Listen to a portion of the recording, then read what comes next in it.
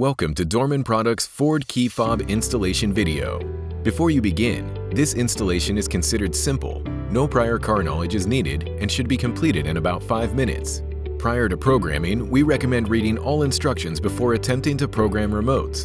Please also note that the vehicle must already be equipped with keyless entry and have at least one key already programmed to the vehicle to have this program work properly.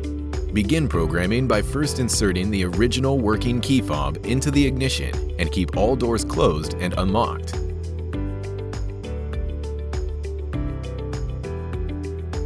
Next, cycle the ignition on and off without starting the engine 8 times within 10 seconds.